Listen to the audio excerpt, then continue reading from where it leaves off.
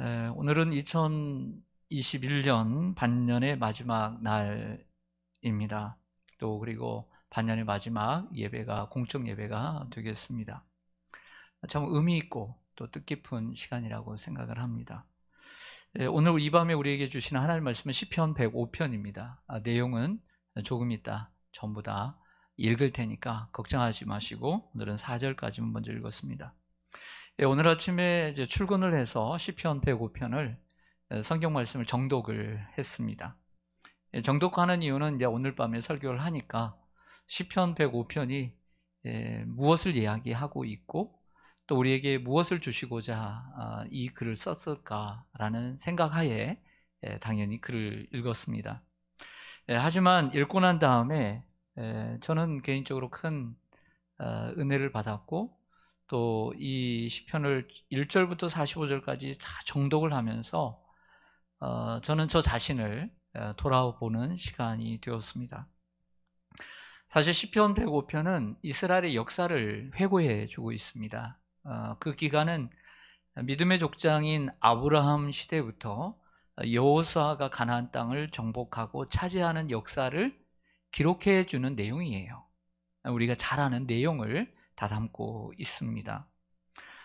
이 수백 년의 역사를 기록해 주고 있는데 이 역사를 왜 기록해 주고 있는지를 한번 생각해 보았습니다. 만약 여러분들이 오늘 이 시편을 듣지 않고 여러분들이 혼자서 이 시편 105편을 만약 읽는다면 한 구절 한 구절이 어느 때 어느 시대에 또 무슨 이야기를 하고 있는지 여러분들이 정말 이해가 된다면 여러분들은 참 성경에 대한 지식이 있다라고 말할 수가 있어요. 그러나 두려워하지 마십시오. 생각보다 어렵진 않습니다. 오늘 이 장의 구절을 잠깐 제가 말씀드릴게요. 제가 먼저 읽어드린 1절에서 4절은 이 글의 서론입니다. 그래서 이 서론은 하나님을 찬양하는 내용이에요. 그리고 하나님을 찬양할 것을 명령식으로 권면하는 내용으로 되어 있습니다. 그리고 5절에서 11절은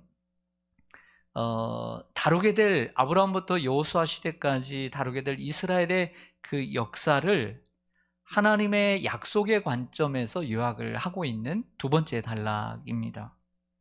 그리고 세 번째는 12절부터 45절까지는 아브라함부터 족장인 아브라함부터 가나안 땅을 정복하는 여호수아 시대까지를 회고하는 이야기로 되어 있어요. 그러니까 족장인 아브라함, 이삭, 야곱, 요셉의 이야기. 그 다음에 뭐가 있겠어요? 애굽으로 이주한 이야기. 애굽에서 이주해서 430년 동안 살다가 그 다음에 어떻게 되죠? 출애굽한 이야기. 출애굽하면 어떻게 하죠? 광야로 나간 이야기. 광야에서 40년을 보내고 그 다음에는 가나안 땅에 입성해서 그 땅을 차지한 이야기. 여기까지가 기록이 되어 있습니다. 그 내용 그냥 지나갈 수가 없어서 여러분들이 혼자 읽는다 생각하시고 제가 대신 읽을 테니까 한번 이 말인지 저 말인지 한번 보시기 바랍니다. 12절부터 한번 보시죠.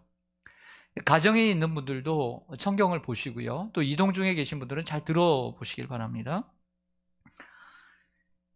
그때에 사람의 수가 적어 그 땅에 나그네가 되었고 이 족속에서 저 족속에게로 이 나라에서 다른 민족에게로 떠돌아다녔도다.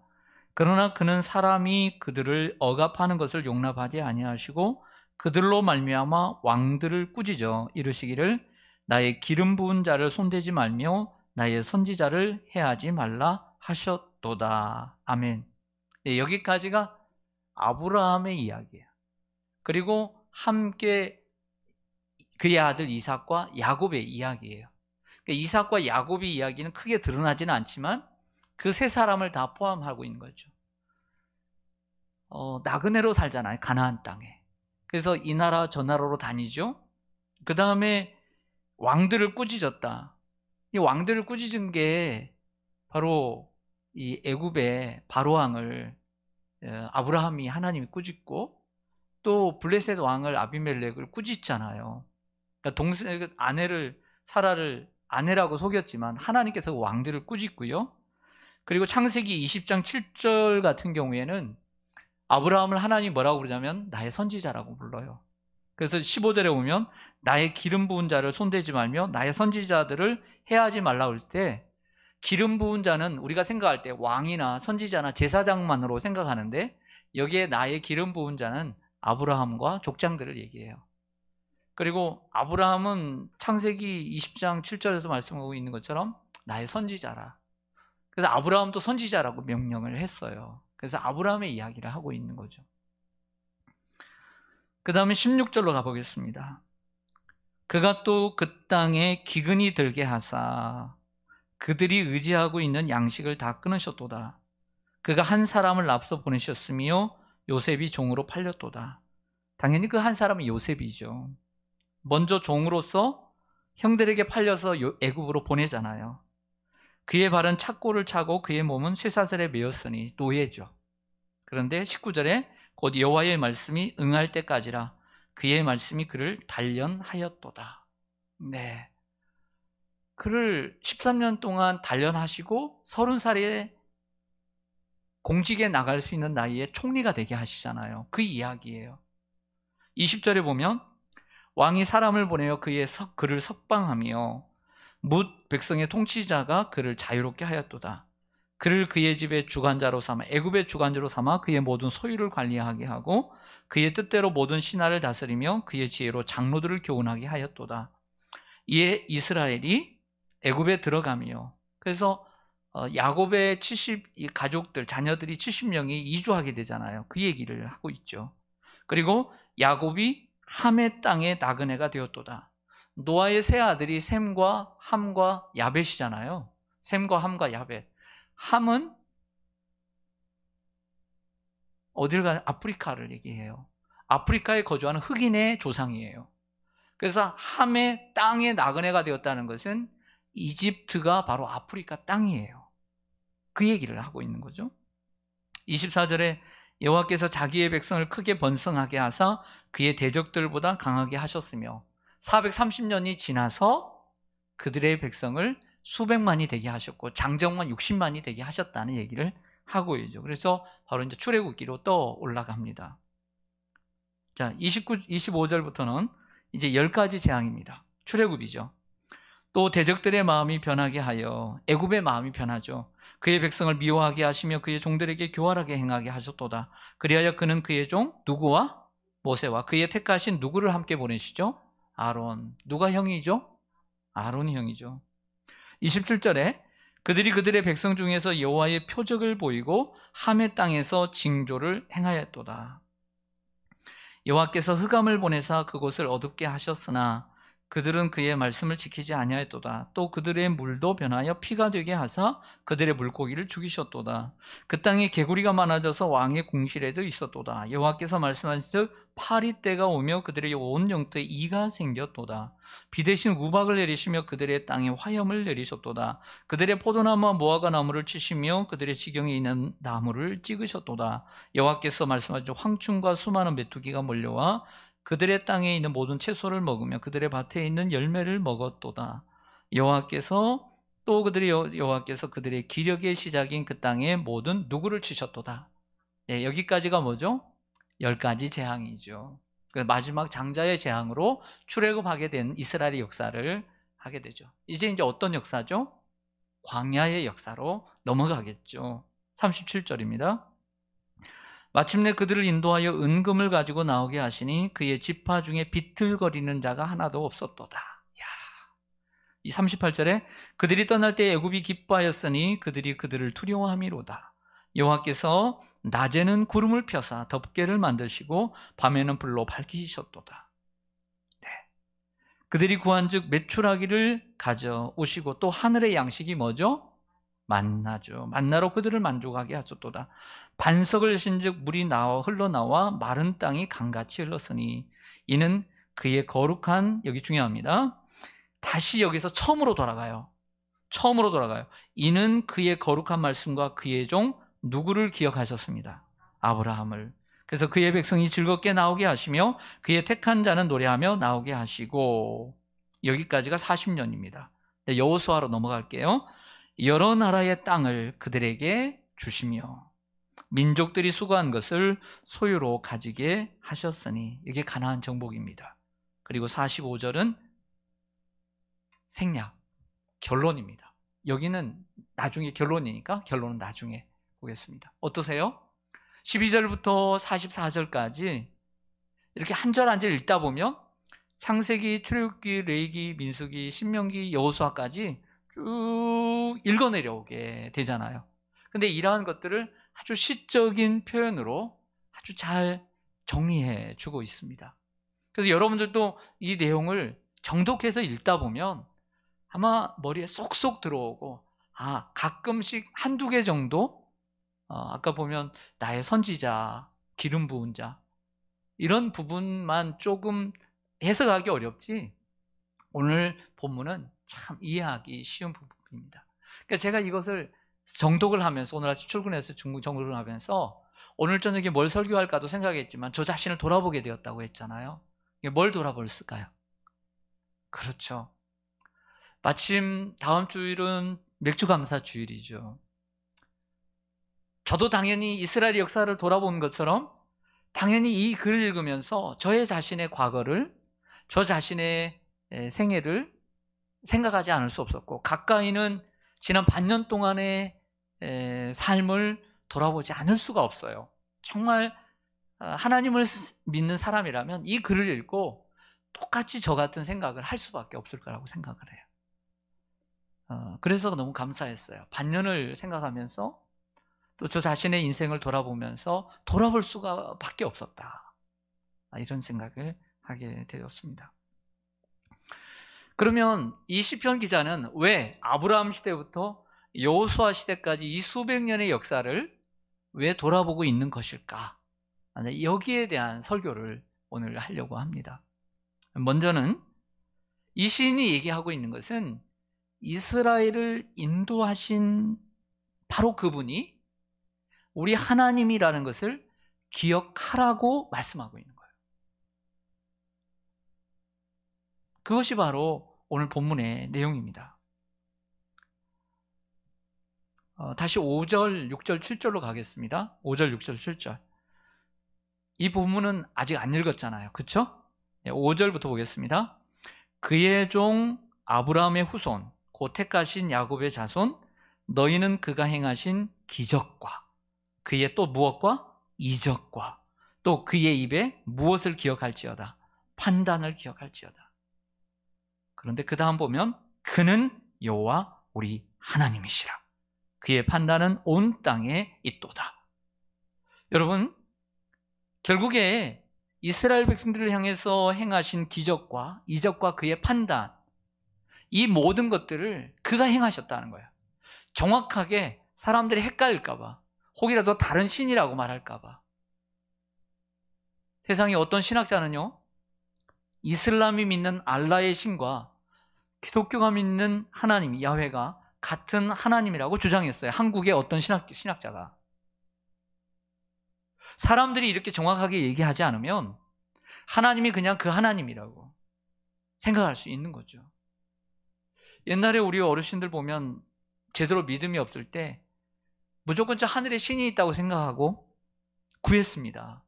근데 그분들이 말하는 그 하늘의 신이 하나님이 아니에요. 정확하지 않은 거죠.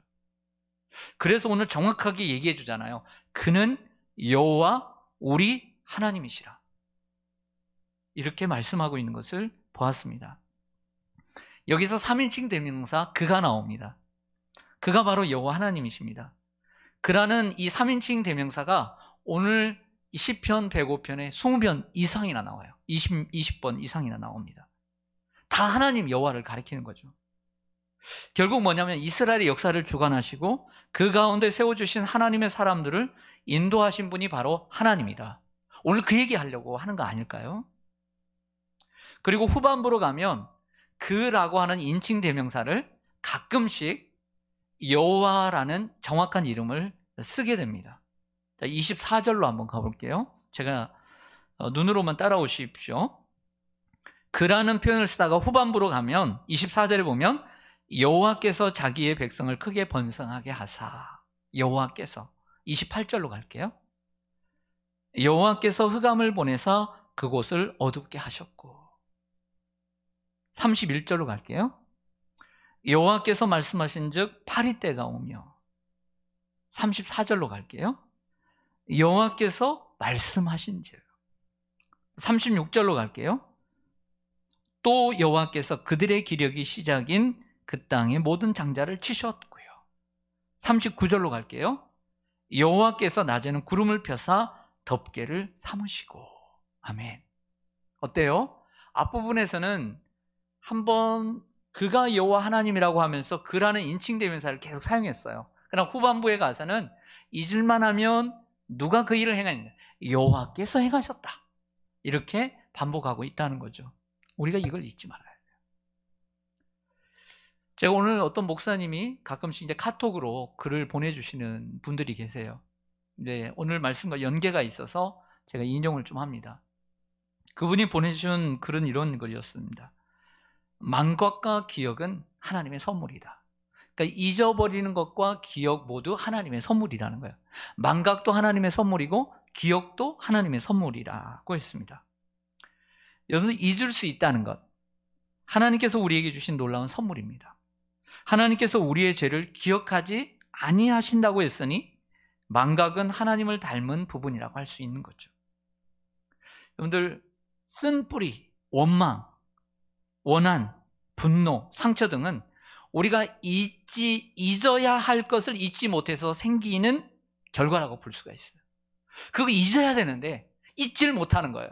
과거의 그 어떤 사건, 어떤 것, 그것을 잊지 못함으로써 우리 속에서 그대로 남아있는 열매가 뭐냐면 쓴뿌리예요. 원망과 분노, 상처예요. 우리가 마땅히 잊어야 할 것을 잊을 수 있다면 우리의 인간관계는 훨씬 더 좋아질 것입니다. 그냥 잊지 못하죠, 사람들이. 그래서 인간관계가 좋아지질 않는 거예요. 여기서 잊는다는 것은, 이 목사님 좋은 표현을 했어요. 이 목사님 참 좋은, 훌륭한 분인데요. 잊는다는 것은 전혀 생각지 않는다는 의미보다는 과거의 지배를 받지 않는다는 뜻이다. 놀라운 통찰력이에요. 우리가 잊는다는 것은 전혀 생각이 안 난다는 게 아니라 그 사건의 그 과거의 지배를 받지 않는다. 근데 그것의 지배를 받게 되면 그 사건이 나를 지배하게 돼요. 그러니까 내 안에 그러한 상처와 쓴뿌리, 특별히 가까운 사람들로부터 받았던 그 아픔들이 그대로 상처로 남게 돼 있는 거죠. 망각과 더불어 기억 역시 하나님의 선물이라고 얘기합니다. 기억이라는 선물이 없다면 우리는 무엇을 잊어버릴까요? 치매가 들면 어떻게 될까요? 이 와이프가 40-50년 동안 나에게 해준 거 싹 까먹어버리죠. 네. 그리고 새로운 여자인 줄 알고 막 좋아하죠. 네, 우스갯소리인데 이해가 되셨어요? 네. 여러분들, 부모님에 대한 사랑도 기억이 없다면 감사할 수 있을까요? 모르죠. 하나님에 대한 기억도 기억이 있어야 하나님의 은혜에 감사하고 그리고 하나님을 사랑할 수 있게 되는 것이죠. 여러분들도 많은 이들에게 사랑을 베풀었을 것입니다. 선을 베풀었을 것입니다. 조그만한 선, 잊어버리기 쉬운 선들이 있을 것입니다. 그러나 사람들이 그것을 잊어버린다면 여러분들의 그 따뜻한 손길, 따뜻한 마음들 잃어버린다면 여러분들에게 감사할까요? 네? 안 할 거예요. 하지만 그것을 기억하기 때문에 감사할 수 있는 것이죠. 하나님께서 우리에게 베푸신 은혜를 잊는다면 우리는 하나님께 감사하지 못할 것입니다. 그러므로 우리는 하나님께서 나에게 행하신 일들을 기억해야 합니다. 그래야 감사할 수 있습니다. 자주 하는 얘기지만 think, 생각이라는 단어에서 thank가 왔죠. 당신을 생각하는 거죠. 당신을 생각하니까 감사가 되는 게 생각에서 감사가 되는 거예요. 그런데 우리는 어리석을 때가 있습니다. 망각해야 할 것을 기억해요. 잊어버려야 될 걸 그렇게 잘 기억해. 그리고 기억해야 할 것은 망각하는 어리석음이 있습니다. 망각해야 할 것을 기억하며 죄책감에 사로잡히게 되고 쓴뿌리나 원한, 분노, 상처 등을 갖게 됩니다. 또한 기억해야 할 것을 망각하면 하나님의 은혜를 잊어버리고 감사할 수 없게 되는 것이죠. 감사란 하나님께서 베푸신 은혜를 기억하는 것입니다. 망각할 것을 잊어버리고 또 기억해야 할 것은 기억하는 것. 정말 잊어버릴 것을 잊어버려야 되는 거예요. 그리고 기억해야 될 것을 기억하는 거예요. 하나님께서 성경에 그거 잊어버려라. 그러면 잊어버리는 거예요. 성경적인 지시를 따라 살아가는 거죠. 그리고 이것을 기억하라는 말씀이 얼마나 많습니까? 그것을 기억하는 것. 그것이 건강한 기억이라고 하는 거예요. 제가 만들어낸 건데. 무슨 기억? 건강한 기억. 여러분들은 건강한 기억을 갖고 있습니까? 아니면 건강하지 못한 기억 속에 사로잡혀 있지 않습니까? 잊어버려야 될 것은 그렇게 잘 기억해. 그 기억은 건강하지 못한 기억이에요. 그래서 잊어버리고 꼭 우리가 정말 감사하고 우리에게 도움이 되고 신앙에 도움이 되고 인생에 도움이 되는 것들을 기억하는 것. 그것이 건강한 기억이다. 그러한 건강의 토대 위에 세워지는 신앙이 건강한 신앙이다. 이렇게 말할 수가 있어요. 그러나 수많은 이들이 그 건강하지 못한 기억 속에 하나님의 말씀을 자꾸 담다 보니까 아무리 담아도 좋은 신앙이 되지 못하는 거예요. 마치는 모래 위에 계속 좋은 재료를 갖다가 금은 보석으로 나무로 백향목으로 아무리 쌓아도 소용이 없는 것과 같은 것이죠. 그러므로 사람은 좋은 기억 속에 믿음을 세워가야 돼요. 이게 건강한 신앙인 줄 믿습니다. 사랑하는 여러분, 우리가 역사를 히스토리라고 합니다. 근데 그 단어를 왜 그렇게 지었을까요? 만약에 그 과거의 역사 속에 나의 이야기만 있다면 마이 스토리죠. 하지만 his, 그의 이야기, 우리 주님이 나에게 베푸신 그분의 이야기니까 히스토리, 그의 역사가 되는 것이고 하나님의 역사가 되는 것입니다. 여러분의 역사, 과거는 마이 스토리입니까? 히스토리입니까? 나의 잘남, 내가 잘해서, 내가 훌륭해서 여기까지 내가 왔습니까? 아니면 모든 것이 처음부터 끝까지 태어나는 순간부터 내 생에 여기까지 모든 역사가 주님의 돌보심과 그 주님의 도우심 속에서 온 주님의 역사입니까? 여러분 정말 고백해 보십시오. 다음으로 하나님의 약속의 말씀을 따라 살게 하기 위해서 오늘 이 역사를 기록해 주었다고 봅니다. 아브라함부터 여호수아 세대까지, 또는 아브라함을 주전 BC 2150년 정도 봅니다. 그 다음에 여호수아 정도는 1440년이 출애굽이니까 거기에 한 40년을 더 이제 빼면 되겠죠. 그러니까 수백 년 정도 되죠. 이때까지 역사를 회고한 이유는 하나님의 약속의 말씀이 신실하다는 것. 하나님께서 아브라함과 야곱과 이삭과 야곱에게 주신 말씀이 신실하다는 것을 보여주기 위함인 거예요. 할렐루야. 그래서 그 말씀을 믿고 그 말씀을 따라 살라고 오늘 이 시편을 기록하고 있는 거죠. 오늘 마지막 절 한번 보실까요? 45절을 보면 이는 결론입니다. 그들이 그의 율례를 지키고 그의 율법을 따르게 하려 하심이로다. 할렐루야. 자, 이 구절은 가나안 땅으로 인도하신 이유를 가리키는 구절이라고 볼 수도 있지만 전체의 결론으로 보는 것이 낫습니다. 여러분들 8절로 한번 가보시죠. 8절에서 11절까지 읽으면 오늘 본문 다 읽은 거라고 그랬죠. 그래서 제가 처음에 약속했잖아요. 오늘 본문 다 읽을 거라고. 8절 보겠습니다. 그는 그의 언약 곧 천대에 걸쳐 명령하신 말씀을 영원히 기억하셨으니, 하나님이 자신의 말씀을 기억하고 있다는 거예요. 이것은 누구와 처음 맺은 언약이죠? 아브라함과 맺은 언약이죠. 그리고 그의 아들 누구에게 하신 맹세예요? 이삭에게. 그 다음에 그의 손자 누구에게 세우신 율례예요? 야곱. 곧 이스라엘에게 하신, 야곱이 이스라엘이 되잖아요. 그러니까 야곱하면 이스라엘 전체를 가리키잖아요. 12지파를 두었으니까. 그래서 영원한 언약이라. 이르시기를 내가 가나안 땅을 내게 주어 너희에게 할당된 소유가 되게 하리라 하셨도다. 이게 무슨 얘기냐면요, 오늘 역사를 여호수아 이후로 다윗, 솔로몬, 통일왕국, 분열왕국, 포로 시대에 가지 않은 이유가 있어요. 그건 뭐냐면 오늘 말씀하고 싶은 데까지가 뭐냐면 가나안 땅을 차지하게 된 것까지만 가면 되기 때문이에요. 가나안 땅을 차지하게 된 것이 뭐냐면 아브라함에게 약속하셨기 때문이죠. 그리고 그 약속하신 것을 이삭에게도 다시 말씀하셨고 야곱에게도 다시 말씀하셨는데 이 말씀이 정말 진실로 신실하게 이루어졌다. 그러니까 여기까지만 가면 되는 것이죠. 하나님께서 아브라함을 부르시고 약속을 하셨습니다. 저 먼 갈대아우르 바벨론 땅에서 홀로 와가지고 아들도 없이 조카와 또 아내와 함께 셋이서 와가지고 나그네로 살았습니다. 그런데 창세기 15장 18절을 보니까 이렇게 약속을 합니다. 그날에 여호와께서 아브라함과 더불어 언약을 세워 이르시되 내가 이 땅을 애굽 강에서부터 그 큰 강 유브라데까지 내 자손에게 주리라. 할렐루야. 언약하셨죠. 그때가 언제냐면 주전 2150년이에요. 근데 이 아브라함에게 하신 약속을 이삭에게 다시 확인시켜 줍니다. 창세기 26장 3절에 보니까 이삭에게 이 땅에 거류하면 내가 너와 함께 있어 내게 복을 주고 내가 이 모든 땅을 너와 내 자손에게 주리라. 내가 내 아버지 아브라함에게 맹세한 것을 이루리라. 이렇게 다시 약속을 해요.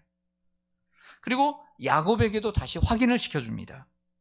야곱에게는 창세기 28장에서도 베델에서 확인시켜주지만 창세기 35장에서도 다시 확인시켜줍니다. 창세기 35장 12절에 보니까 내가 아브라함과 이삭에게 준 땅을 내게 주고 내가 내 후손에게도 그 땅을 주리라.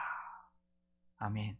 이처럼 아브라함에게 약속하신 것, 또 이삭에게 약속하시고 그것을 야곱에게도 또 약속하셨어요. 근데 이 약속을 결국에는 하나님께서 그 땅을 떠나가게 하지만 다시 4대 만에 돌아오게 해서 그 땅을 다시 차지하게 하는 이 하나님의 약속의 신실함. 그러므로 그 하나님의 약속을 신실하게 믿고 그 율례를 따라 살아가라고 오늘 이 시편은 기록되고 있는 것이죠.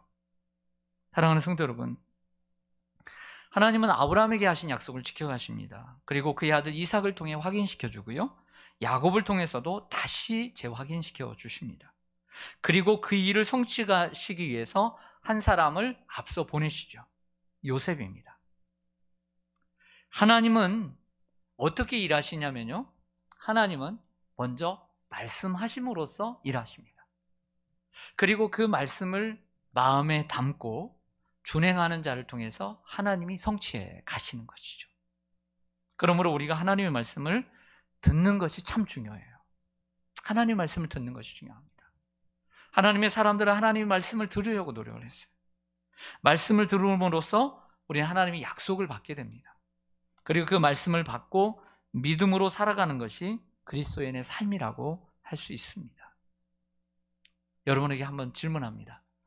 여러분들은 어떤 하나님의 말씀을 듣고 받고 또 그 약속의 말씀을 붙잡고 살아가십니까? 만약에 그 받은 하나님의 말씀이 없다면 조금 선회해야 될 것 같아요. 하나님의 말씀을 받고 그 말씀을 붙잡고 살아가는 인생이 바로 목적이 이끄는 인생이라 할 수 있어요. 왜? 내 계획이 목적이 아니라 하나님의 말씀이 목적이고 하나님의 말씀이 우리의 비전이기 때문에 그런 것이죠. 그래서 저는 바라기는 우리 성도님들이 하나님께서 여러분에게 주신 말씀이 있기를 원해요. 할렐루야. 사람은요, 꿈을 찾아 살아가잖아요. 근데 우리 그리스도인들은 꿈도 일반 사람들처럼 있어야 되지만 하나를 뛰어넘어서 하나님이 우리 각자 자신에게 주신 말씀을 하나 더 갖고 살아가는 인생이 돼야 돼요. 아브라함이 꿈이 없으면 어떻게 그렇게 살았겠어요? 하나님께서 약속하신 거, 내가 너에게 큰 민족이 되게 하고 내 이름을 창대케 하고 이 땅을 내게 주리라고 약속하신 거 약속 붙잡고 살아가는 거죠. 모든 사람들이 힘들고 어려워도 약속이 있기 때문에 살았던 거예요. 우리도 하나님의 약속이 정말 많이 필요해요. 여러분들 기도하십시오. 하나님 나에게 약속의 말씀을 주세요. 그게 내 비전이 되고 내 삶의 목적이 되기를 원합니다. 왜 사람들이 저 아프리카에, 저 오지에 사람들이 알아두지 않는 곳에 왜 선교를 나가죠? 하나님 말씀만 한 구절 잡았기 때문에 그래요. 그거 받았기 때문에. 그 말씀 붙잡고 내게 주신 말씀이라고 확신하고 인생을 거는 거예요. 우리 성도님들이 하나님께 귀한 이 말씀을 받아 살아가기를 간절히 소망합니다. 끝으로요, 오늘 이 이스라엘의 역사를 왜 기록하고 있을까요? 그것은 다시 앞으로 오면 될 것 같습니다. 그것은 하나님의 얼굴을 항상 구하고 살게 하기 위함이죠. 자, 오늘 설교의 패턴은 제가 뒤에서부터 앞으로 오는 스타일입니다. 처음에는 12절부터 44절까지 아브라함부터 가나안 정복의 이스라엘의 역사를 통해서 인도자 되시는 하나님을 생각해 보았습니다.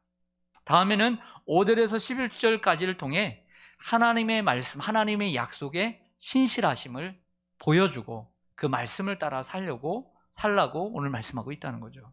그리고 끝으로는 오늘 1절에서 4절까지를 통해 우리가 해야 할 일을 명령조로 말씀을 해주고 있습니다. 여러분 한번 성경을 보시죠. 1절을 보면 여호와께 뭐 하고 했습니까?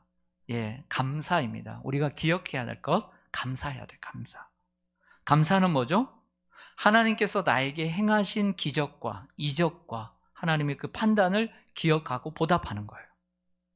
기억하지 않으면 감사할 수 없죠. 그 다음에요, 그의 이름을 불러 아뢰며, 기도입니다. 기도하라는 거예요. 하나님의 이름을 부릅니다. 언제 불러요? 기도하면서 부르죠. 또 그가 하는 일을 만민 중에 알게 할지어다. 전도입니다. 감사, 기도, 전도. 2절을 가겠습니다. 그에게 노래하며 그를 찬양하며, 노래하며 찬양하며, 찬송입니다. 또 그의 모든 기이한 일들을 말할지어다. 예, 이 말할지어다는 말은 묵상하다 혹은 찬양하라는 뜻이고요. 3절에 가보면 그의 거룩한 이름을 자랑하라. 전도입니다. 여러분, 우리가 이럴 때 생각할 때가 있잖아요. 우리 자신이 교회를 나오면 일단 찬양을 합니다. 예배 전에 늘 찬양하잖아요. 하죠? 금요기도회든 주일이든 뭐 찬양합니다. 그 찬양이 틀어져 있어요. 찬양을 열심히 합니다. 또 말씀을 듣고 또 기도합니다. 찬양과 기도만 있으면 건강한 성도가 그렇게 되면 참 좋겠어요. 그런데 건강한 성도가 되지 못해요. 뭐가 없으면? 주님을 전하지 않으면. 우리가 주님을 찬양하고 기도하는 것은 쉬운 건 아니지만 아주 또 어려운 것은 아니에요. 가서 찬양 같이 부르니까 찬양 같이 하고, 기도한다니까 기도하고. 그래, 어렵지 않아요. 이거 신앙생활 좀 하면 찬양도 다 따라 부를 수 있고 기도도 좀 할 수 있어요. 남 한 번만큼. 그러나 전도는 쉽지 않아요. 그래서 전도를 하지 않으면 우리의 신앙이 좁아져요. 그리고 얕아지고 이기적으로 변할 가능성이 있습니다. 그러므로 주님을 사랑하는 사람은 주님을 자랑하게 되어 있는 것이죠. 여호와를 구하는 자들은 마음이 즐거울지어다. 네, 하나님만을 바라보니까 하나님을 사랑하게 되는 것이죠. 4절로 가겠습니다. 여호와와 그의 능력을 구할지어다. 능력만 구하지 말고 여호와를 구하는 것이죠. 기도입니다. 또 그의 얼굴을 항상 구할지어다. 여러분들 누구를 항상 보고 싶어 해요? 사랑하는 사람을 보고 싶어 하는 거죠. 여호와와 그의 능력을 구하고 그의 얼굴을 항상 구할지어다라는 말은 사실은 얼굴을 항상 구한다는 것은 하나님의 안색을 살피라는 뜻이거든요. 원문에 보면 하나님의 안색을 살펴라. 여러분은 누구 안색을 살펴요? 네? 살아가는데 여러분들이 이제 아내들이 많네요.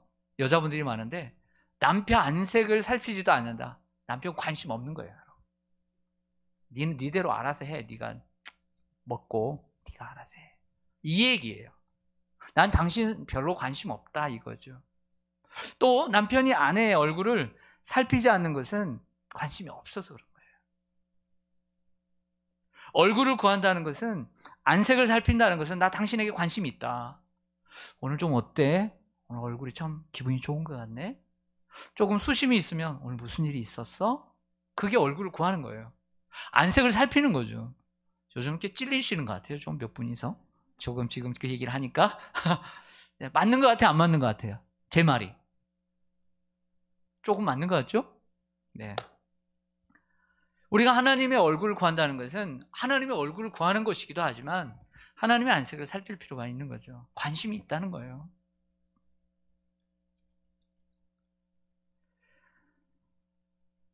여러분의 삶을 보시는 하나님의 얼굴에 미소가 떠나지 않도록, 그리고 하나님 한 분만으로 만족하며 사는 여러분들 되시기를 간절히 소망합니다. 말씀을 정리하겠습니다. 제가 오늘 아침에 출근을 해서 이 말씀을 정독을 하면서 이스라엘의 역사를 참 잘 정리했다 하면서 저 자신의 과거를 돌아보지 않을 수가 없었어요. 그리고 짧게는 지난 6개월 동안의 코로나 상황이지만 저의 삶을, 저의 목회를 생각해 보았습니다.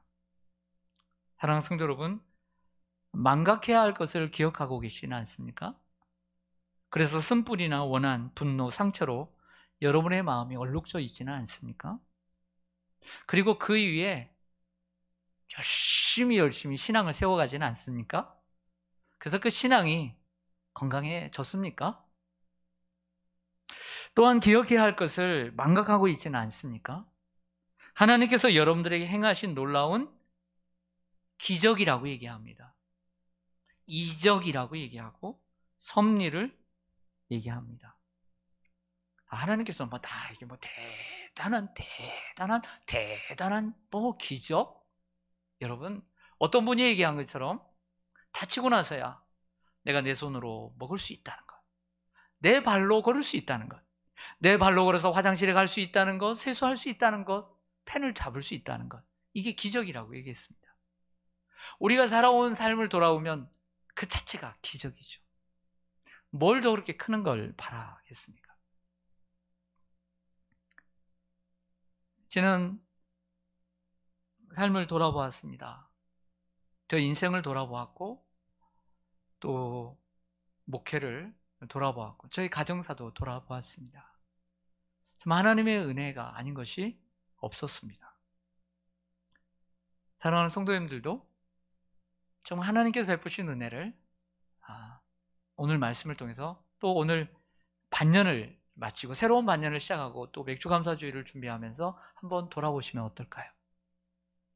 너무 바쁘게만 살지 마시고 잠시 돌아보는 시간, 영적인 건강한 기억을 가지고 건강한 성도, 또 행복한 성도로 살아가시기를 주님의 이름으로 간절히 축원합니다. 아멘. 네, 기도하겠습니다.